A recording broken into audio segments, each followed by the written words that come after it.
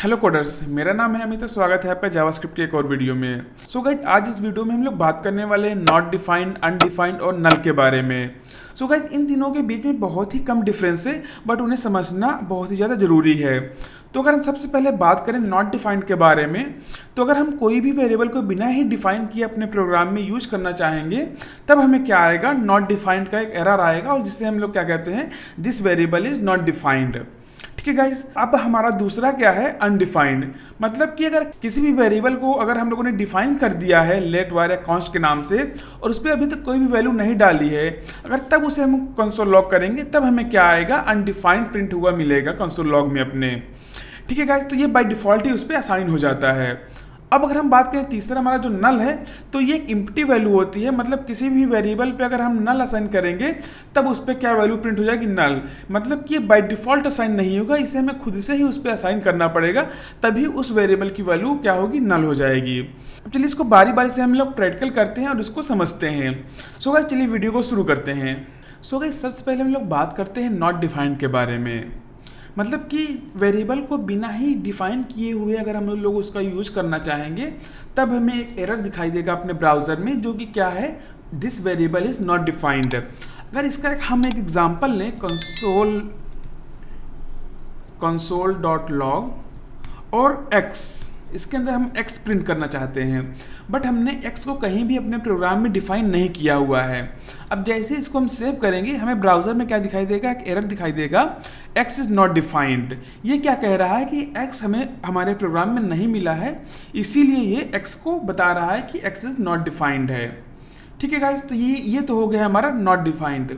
But अब जैसे ही x को हम लोग क्या करेंगे, वार के साथ डिफाइन कर देंगे या किसी भी और वेरिएबल के साथ डिफाइन कर देंगे, तब हमें क्या आएगा, एरर।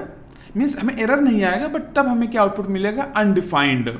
मतलब कि x को हमने डिफाइन तो कर दिया है, बट उस पर अभी तक कोई वैल्यू हमने असाइन नहीं की हुई है, इसीलिए ये क्या दे रहा है, x को अनडिफाइंड बता रहा है। मतलब कि x का क्या है, मेमोरी में एलोकेट हो गया है ये, और उस मेमोरी पे हमने कोई भी वैल्यू नहीं दी हुई है, इसीलिए ये क्या बता रहा है, अनडिफाइंड बता रहा है। मतलब कि इस पे by default he undefined assign हो गया है। अब ये जो हमारा अनडिफाइंड है, ये कई तरीकों से बाय डिफॉल्ट ही क्रिएट हो जाता है। लेट्स सपोज अगर हम एक एग्जांपल और लें, कि अगर हम एक एग्जांपल लेते हैं, फंक्शन क्रिएट करते हैं एबीसी के नाम से, ठीक है, और एबीसी को हम लोग यहाँ पे कॉल करते हैं, सेव किया, तब भी हमें क्या आ रहा है, आउटपुट अनडिफाइंड आ रहा है। क्यों? क्योंकि हम लोग जैसे जानते हैं कि फंक्शन वाले एपिसोड में हम लोगों ने क्या पढ़ा था, कि अगर हम किसी भी फंक्शन में कुछ भी रिटर्न नहीं करेंगे, तो बाय डिफॉल्ट क्या रिटर्न करेगा, अनडिफाइंड। सो इससे हम लोग ये समझ सकते हैं कि जो हमारा जावास्क्रिप्ट है, उसकी बाय डिफॉल्ट वैल्यू क्या होती है, अनडिफाइंड होती है।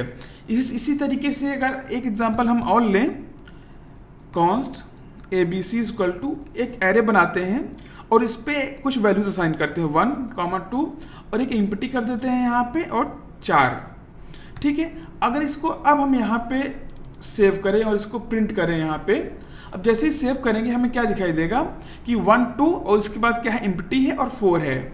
ये तो हमारा एरे प्रिंट हो रहा है। अब इस पर्टिकुलर इंडेक्स को हम लोग यहाँ पे प्रिंट करते हैं। हमारा इंडेक्स क्या है, 0, 1, 2। अब जैसे 2 को यहाँ पे डाल के हम सेव करेंगे, तब हमें क्या दिखाई देगा, अनडिफाइंड दिखाई देगा। मतलब कि जो हमारी दूसरी इंडेक्स वाली वैल्यू है, उस पर क्या है, अनडिफाइंड असाइंड है, ऑटोमेटिक। उसको हमने खुद से असाइन नहीं किया हुआ है, वो सिस्टम जनरेटेड है। सो गाइस, ये होता है हमारा अनडिफाइंड, जो बाय डिफॉल्ट ही सिस्टम की एक वैल्यू होती है जो असाइन हो जाती है। अब चलिए हम लोग बात करते हैं नल के बारे में।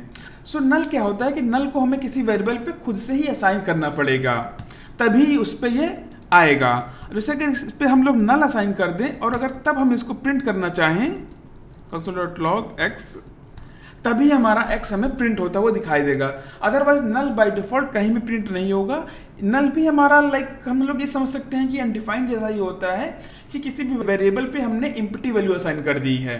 ठीक है गाइस, सो अब क्या करते हैं कि हम अपने नल और जो हमारा अनडिफाइंड है, इनको एक कंपेरिजन करके भी हम लोग देखते हैं कि तब हमें क्या आउटपुट मिलता है, var y। ठीक है। सो अब क्या करते हैं, x इक्वल टू वाई करके यहाँ पे सेव करके देखते हैं, तब हमें क्या मिल रहा है, ट्रू मिल रहा है। मतलब कि जो हमारी दोनों वैल्यूज हैं वो दोनों वैल्यूज क्या है, इम्प्टी हैं, बट y पे क्या है, बाय डिफॉल्ट वैल्यू असाइंड है अनडिफाइंड, और x पे क्या है, हमने खुद से नल असाइन किया हुआ है। ये दोनों ही क्या होल्ड कर रही हैं, इम्प्टी वैल्यूज होल्ड कर रही हैं। बट इन दोनों का अगर हम डाटा टाइप देखें यहाँ पे console.log टाइप ऑफ x और टाइप ऑफ y, सो यहाँ पे हमें दोनों का आउटपुट क्या मिलेगा, डिफरेंट मिलेगा। डिफरेंट क्या रहेगा कि x का हमें आउटपुट क्या मिल रहा है, ऑब्जेक्ट मिल रहा है, और y का आउटपुट हमें क्या मिल रहा है, अनडिफाइंड मिल रहा है। कि जो हमारा x है उसका डाटा टाइप क्या है, ऑब्जेक्ट है, और y क्या है, उसका डाटा टाइप क्या है, हमारा अनडिफाइंड है। सो इसी को अब हम ट्रिपल इक्वल टू के साथ कंपेयर करके चेक करते हैं। सो अब जैसे इसको ट्रिपल इक्वल टू करके हम लोग सेव करेंगे, तब हमें क्या दिखाई देगा, ट्रू एंड फॉल्स दिखाई देगा। ऐसा क्यों हो रहा है, क्योंकि दोनों का डाटा टाइप डिफरेंट है। क्यों, अब जैसे पिछले एपिसोड में हम लोगों ने क्या पढ़ा था कि जो हमारा डबल इक्वल टू है वो क्या करता है कि वो डाटा टाइप को इग्नोर कर देता है, बट जो हमारा ट्रिपल इक्वल टू है वो डाटा टाइप को भी कंसिडर करके ही कंपेयर करता है। सो इस केस में क्या होगा, एक्स वाई दोनों ही इम्प्टी हैं, बट इन दोनों का क्या है, डाटा टाइप अलग है, इसीलिए हमें क्या मिल रहा है, फॉल्स मिल रहा है ट्रिपल इक्वल टू के केस में। बट जो हमारा डबल इक्वल टू है उस केस में हमें क्या मिल रहा है, ट्रू मिल रहा है, क्योंकि इसने इन दोनों की डाटा टाइप को इग्नोर कर दिया है। सो गाइस ये हो गया हमारा नॉट डिफाइंड, अनडिफाइंड और नल के बीच में डिफरेंस, जो कि बहुत ज़्यादा इंपॉर्टेंट है जब भी हम किसी भी इंटरव्यू में बैठते हैं, तो ये काफ़ी ज़्यादा पूछा जाने वाला क्वेश्चन है। सो गाइस अगर आपको ये वीडियो अच्छा लगा हो तो वीडियो को लाइक कीजिए, चैनल को सब्सक्राइब कीजिए और अपने दोस्तों के साथ शेयर कीजिए। सो मिलते हैं आपसे अब अगले वीडियो में, तब तक के लिए धन्यवाद।